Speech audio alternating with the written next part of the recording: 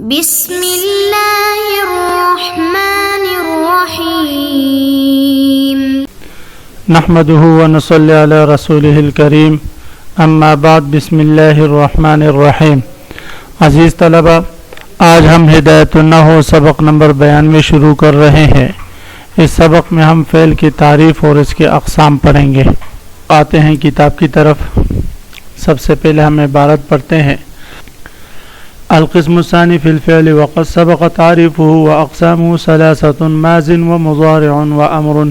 الأول الماضي وهو فعل دل على زمان قبل زمانك وهو مبني على الفتح إن لم يكن معه ضمير مرفوع متحرك ولا واو كضرب، ومع الضمير المرفوع المتحرك على السكون كضربت ضربت ضربت، وعلى الضم مع الواو كضرب۔ خاتمہ میں مصنف علیہ رحمہ نے فرمایا تھا کہ خاتمہ کے ابحاث میں تقسیم کروں گا۔ تو قسم اول وہ اسم سے متعلق مختلف ابحاث مصنف علیہ رحمہ نے ذکر کی۔ قسم ثانی مصنف علیہ رحمہ اس میں فعل سے متعلق مسائل ذکر کریں گے۔ تو فرماتے وقت سبق تعریفہ، فعل کی تعریف ہم بالابتدائی کتاب میں پڑھ چکے کہ ہر وہ کلمہ جو اپنے معنی پر خود بخود دلالت کرے اور تین زمانوں میں سے کوئی زمانہ بھی اس میں پایا جائے۔ وہ اقسامہ ثلاثۃ، اور اس کی تین قسمیں ہیں، ماض و مضارع و امر۔ پہلی قسم ماضی، دوسری قسم مضارع اور تیسری قسم امر ہے۔ الاول الماضی وهو فعل دل على زمان قبل زمانک۔ پہلی قسم فعل کی وہ فعل ماضی ہے۔ فعل ماضی کی تعریف مصنف علیہ رحمہ فرماتے ہیں وہ فعل دل علی زمان قبل زمانک، وہ فعل جو آپ کی اس موجودہ زمانے سے پہلے والے زمانے پر دلالت کرے۔ دل علی زمان قبل زمانے کا، آپ کے اس موجودہ زمانے سے گزشتہ زمانے پر جو فعل دلالت کرے گا اس کو ہم فعل ماضی کہیں گے۔ وہو مبنی علی الفتح۔ اب یہاں سے مصنف علیہ رحمہ فعل ماضی کے اعراب کے بارے میں بتاتے ہیں۔ ویسے تو افعال میں صرف فعل مضارع کے اعراب ہوتا ہے، فعل ماضی اور فعل امر یہ دونوں مبنی ہوتے۔ تو مصنف علیہ رحمہ فرماتے کہ فعل ماضی یہ ہمیشہ مبنی ہوگا، اور لیکن اس کے مبنی ہونے کی صورت مختلف ہے۔ فرماتے وہ مبنی علی الفتح، عام طور پر فعل ماضی مبنی علی الفتح ہوگا۔ ان لم یکن معه ضمیر مرفوع متحرک، لیکن مبنی علی الفتح ہونے کے لیے شرط یہ ہے کہ اس کے آخر میں کوئی ضمیر مرفوع متحرک نہ ہو۔ ضمیر مرفوع متحرک نہ ہونے کی صورت میں یہ مبنی علی الفتح ہوگا، پہلی شرط۔ ولا واو، اور اسی طرح اس کے آخر میں واو بھی نہ ہو، یعنی ضمیر مرفوع واو کی صورت میں بھی نہ ہو، جیسے کہ ضربو ہے۔ تو جب یہ دونوں چیزیں نہیں ہوں گی، یعنی عام ضمیر مرفوع متحرک بھی نہ ہو اور واو بھی نہ ہو، تو پھر یہ مبنی علی الفتح ہوگا، جیسے ضربہ۔ ومع ضمیر مرفوع متحرک علی السکون، اور اگر اس کے آخر میں ضمیر مرفوع متحرک ہو تو پھر اس صورت میں مبنی علی السکون ہوگا، جیسے ضربت ضربتی ضربتو۔ اب یہاں پر دیکھیں ضربہ کے آخر میں ضمیر مرفوع متحرک لاحق ہوئی تاتی، تو اس صورت میں ضربہ سے اب یہ ضربتا ضربتی ضربتو بنا۔ وعلی الضم مع الواو، اور اگر اس کے آخر میں واو ہو تو پھر یہ مبنی علی الضم ہوگا، جیسے ضربو۔ الثانی المضارع، دوسری قسم فعل کی وہ فعل مضارع ہے۔ فعل مضارع کی تعریف مصنف علیہ رحمہ فرماتے وہ فعل یشبہ الاسم باحدی حروف اتین فی اولہ لفظا، وہ فعل جو اسم کے مشابہ ہو حروف اتین میں سے کسی ایک حرف کے ذریعے، یعنی اس کی شروع میں حروف اتین میں سے کوئی ایک حرف ہو جس کی سبب سے یہ اسم کے مشابہ ہو جاتا ہے لفظاً۔ پھر یہ فعل مضارع جو مشابہ ہوتا ہے اسم کی، یہ مشابہت یا تو لفظاً ہوگی، آگے جائیں تیسری سطر میں ومانن آ رہا ہے، اور یا یہ مشابہت مانن ہوگی تو وہ مانن کا عطف لفظاً پر ہے تو وہ فعل یشبہ الاسم باحدى حروف اتین فی اوله لفظاً او مانن، کہ وہ فعل جو اسم کے مشابہ ہو حروف اتین میں سے کسی ایک حرف کی وجہ سے جو اس کے شروع میں ہو لفظاً، اور یہ مشابہت چاہے لفظی ہو، پھر یہ لفظی مشابہت کبھی فی اتفاق الحرکات و سکنات، حرکات اور سکنات کے متفق ہونے میں ہوگی، نحو یضرب و یستخرج، جیسے یضرب اور یستخرج ہے،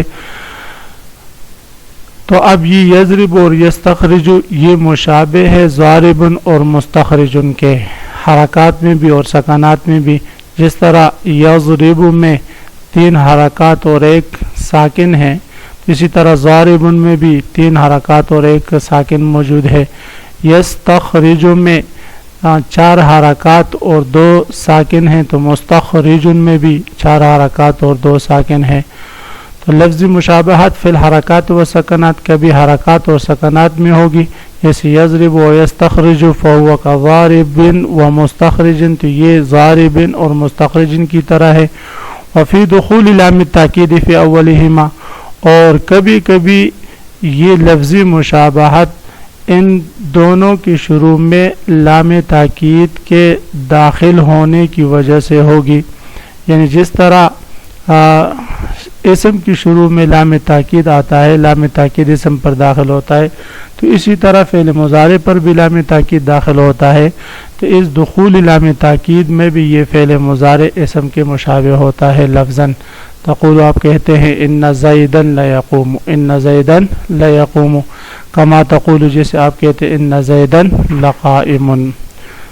وفی تساویہما فی عدد الحروف، اور لفظاً مشابہت کبھی کبھی تعداد حروف میں برابری کی صورت میں ہوگی کہ دونوں کے حروف برابر ہوں گے۔ ومانن، اس کا عطف ہے لفظاً پر، اور کبھی کبھی یہ مشابہت مانن ہوگی فی انہ مشترک بین الحال والاستقبال، کہ یہ حال اور استقبال کے معنی میں مشترک ہیں، کہ اسم الفاعل، جس طرح کہ اسم فاعل حال یا استقبال کے معنی میں آتے تو اسی طرح مضارع بھی حال یا استقبال کے معنی میں آئے گا۔ وَلِذَلِكَ سَمُّوهُ مُضَارِعًا، اور اس وجہ سے اس کا نام مضارع رکھا گیا کہ مضارع کا معنی ہے مشابہت رکھنے والا۔ وَالسِّينُ وَالسَّوْفَ، اب یہاں سے مصنف علیہ رحمہ وہ حروف جو فعل مضارع پر داخل ہوتے ہیں ان میں سے سین اور سوفہ ہے، اس کے فائدہ بتا رہے ہیں، تو فرماتے ہیں وَالسِّينُ وَالسَّوْفَ تُخَصِّصُ بالاستقبال، سین اور سوفہ فعل مضارع کو استقبال کے ساتھ خاص کر دیتا ہے، جیسے سَيَضْرِبُ وَسَوْفَ يَضْرِبُ کا معنی ہم کریں گے عن قریب مارے گا وہ ایک مرد۔ وَاللَّامُ الْمَفْتُوحَةُ بِالْحَالِ، اور لام مفتوحہ جو فعل مضارع پر داخل ہوتا ہے یعنی لام تاکید، وہ اس کو بالحال خاص کر دیتا ہے حال کے ساتھ، جیسے لا یضرب، چاہیے کہ وہ ایک مرد مارے۔ وحروف المضارعات مضمومۃ فی الرباع، حروف مضارعات رباعی میں یعنی ہر وہ فعل مضارع جو 4 حرفی ہو تو اس میں فعل مضارع مضموم ہوگا، جیسے یدحرج و یخرج، لأن اصلہ یؤخرج و مفتوحۃ فیما عداہ، اور اس کے علاوہ باقی تمام ابواب میں یعنی جو غیر رباعی ہو، چاہے وہ ثلاثی ہو اور چاہے وہ خماسی ہو، تو ان میں فعل مضارع جو ہے وہ مفتوح ہوگا، کَيَضْرِبُ وَيَسْتَخْرِجُ وَإِنَّمَا أَعْرَبُوهُ مَعَ أَنَّ أَصْلَ الْفِعْلِ الْبِنَاءُ۔ اب یہاں سے مصنف علیہ رحمہ فعل مضارع کی اعراب کی وجہ بتا رہے کہ اس پر اعراب کیوں جاری ہوتے، تو فرماتے فعل مضارع کو معرب بنائے، فعل مضارع پر علماء اعراب جاری کرتے ہیں باوجود یہ کہ ان اصل الفعل البناء، کہ فعل میں اصل بنا ہے، لمضارعته ای لمشابہته الاسم فیما عرفتا، بوجہ اس کے مشابہ ہونے کے اسم کے ساتھ، یعنی اسم کے ساتھ مشابہت رکھنے کی بنا پر اس پر علماء نے جو ہے اعراب جاری کیا، اور اس پر اعراب جاری ہوتے فیما عرفتا، اور مشابہت آپ ابھی پڑھ چکے جان چکے۔ واصل الاسم الاعراب، اور اسم کے ساتھ چونکہ مشابہت ہے اور اسم میں اصل اعراب ہے، معرب ہونا ہے، تو اس لیے فعل مضارع کو بھی معرب بنایا۔ وذلك اذا لم يتصل به نون تاکید ولا نون ولا نون جمع المؤنث، فرماتے ہیں کہ یہ اس صورت میں فعل مضارع معرب ہوگا اذا لم یتصل به نون تاکید، جب اس کے ساتھ نون تاکید متصل نہ ہو، یعنی آخر میں نون تاکید نہ ہو، ولا نون جمع المؤنث، نہ آخر میں جمع مؤنث کا نون ہو۔ وإعرابه ثلاثة انواع، فعل مضارع کی اعراب کی 3 قسمیں ہیں، رفع و نصب و جزم، یا رفعا و نصبا و جزما، یا رفع و نصب و جزم۔ فعل مضارع کی اعراب کی 3 قسمیں ہیں، یا تو مرفوع ہوگا فعل مضارع، یا منصوب ہوگا، اور یا مجزوم ہوگا۔ جیسے ہوا یضرب میں مرفوع ہے، ولن یضرب یہ منصوب کی مثال ہے، ولم یضرب یہ مجزوم کی مثال ہے کہ لم نے اس کو جزم دیا ہے۔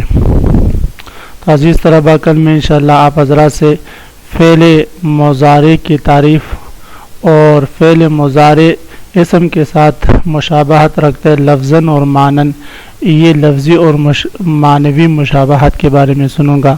اگلے سبق میں آپ نے اس کی تیاری کر کے آنا ہے۔ وآخر دعوانا ان الحمدللہ رب العالمین۔